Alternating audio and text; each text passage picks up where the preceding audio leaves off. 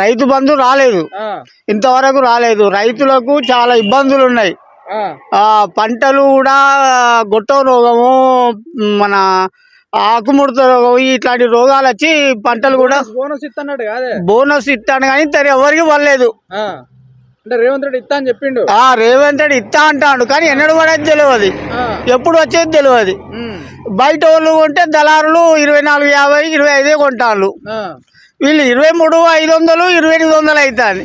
ఈ నమ్మకం లేక ప్రజలు బయట వాళ్ళు దళారులు కొంటారు. ఎవరి పరిపాలన ఉన్నప్పుడు కేసీఆర్ ప్రభుత్వం ఉన్నప్పుడే కొద్దిగా బాగుండే, కానీ ఆ దొరలకు కేసీఆర్ పతనం అవడం ఎట్లా అంటే దొరలకు, రాళ్లకు, రప్పలకు రైతు బంధు వేయటం వల్ల ఆ కేసీఆర్ పతనం అయిండు.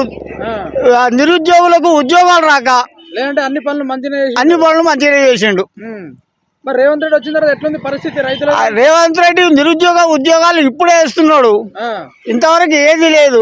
ఉద్యోగాలు ఇచ్చిండగా 50,000 ఉద్యోగాలు ఇచ్చిండు తెలియదు, ఇవన్నీ తెలియదు ఎవరికేది కాదు. ఇక్కడ రైతు బంధు పొలాలు పట్టుకొని మేము బతికేటోళ్ళం. అది రైతు బంధు వచ్చిందా మరి? ఇంత రైతు బంధు లేదు, మా సాగు లేదు, సాగుకే ఉన్నది. ఇక ఇప్పుడు వ్యవసాయ శాఖ మంత్రి తుమ్మల నాగేశ్వరరావు తెలుసు కదా, అతను అంటుండు ఎక్కడ అమ్ముకోర్రి, మీకు ధర ఎక్కడ గిట్టుబాటు అయితే అక్కడ అమ్ముకోర్రి అన్నట్టుగా మాట్లాడుతా ఉన్నాడు. మరి ఏడ అమ్ముకుంటారు? ఎక్కడ రైతులకు ఈ దళార దగ్గరికే పోవాలి. మళ్ళీ ఇక్కడ 2300 ఇంకో 200 ఎక్కువ ఇస్తాడు కదా, మరి బోనస్ వచ్చేది తెలియదు, సచ్చేది తెలియదు. అంతేనా?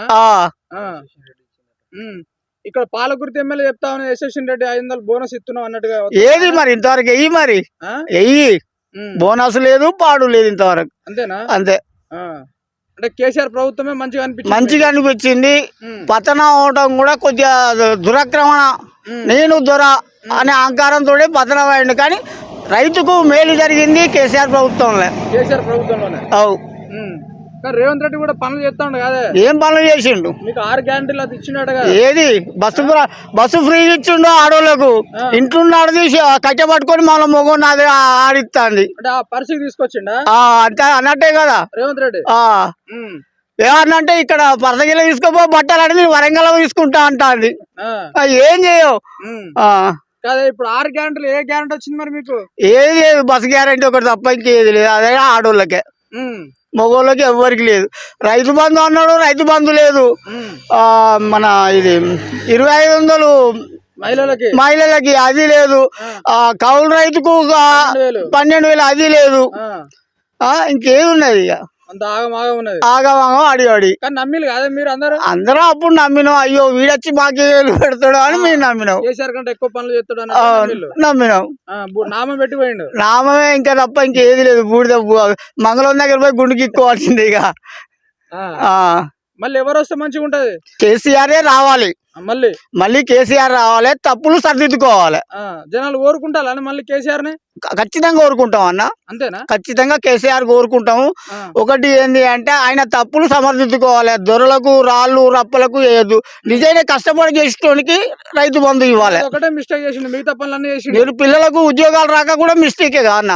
పిల్లలకు ఉద్యోగాలు ఎక్కడనే. నా కొడుకు డిగ్రీ కంప్లీట్ అయిపోయింది, 5-6 సంవత్సరాలు అవుతుంది, 6 సంవత్సరాలు 7 సంవత్సరాలు అవుతుంది. ప్రైవేట్ కంపెనీలలో ఎమ్మడి పట్టుకొని తిరుగుతాడు. అదే ఉద్యోగం ఇస్తే చీపర్ పోస్ట్, ఏ పోస్ట్ చేసుకొని బతుకోదాంగా. అట్లున్నది. రైతుల పట్ల అయితే మేలు చేసిండు మీకు? రైతుల పట్ల పక్కా మేలు చేసిండు. ఈ సర్కారులో ఏం లేదు ఇంతవరకు. రైతులకు మోసమే తప్ప ఈ సర్కారు అనేది లేదు. ఇప్పుడు బాయిల దగ్గర కరెంట్ 24 గంటలు ఉంటుందనే? ఎక్కడ 12 గంటలు ఇస్తాడన్న. 12 గంటల కూడా పూర్తిగా ఓ టైంకి వస్తుంది, ఓ టైంకి వస్తలేదు కరెంటు. కేసీఆర్ ఉన్నప్పుడు 24 గంటలు కరెక్ట్ కరెంట్ ఉండే. అట్లా కేసీఆర్ ప్రభుత్వం ఉన్నప్పుడు 24 గంటలు కరెంట్ ఉండే. పక్కా ఉండే. ఇంటికాడ స్విచ్ వేసేసుకొని ఇంటికాడ తల కింద మెత్త పెట్టుకుని ఆరాంసే పండుకునేది, ఆటోమేటిక్. ఇప్పుడు అది లేదు, ఇది లేదు. ఇప్పుడు కాలువలో నీళ్ళు వస్తున్నాయి? కాలువలో నీళ్లు ఎక్కడ మొన్న వదిలిండు, పంటలు కూసే ముంగట నీళ్ళు వదిలిండు. అంతా అయిపోయిన తర్వాత నీళ్ళు ఎక్కడ ఉన్నాయి?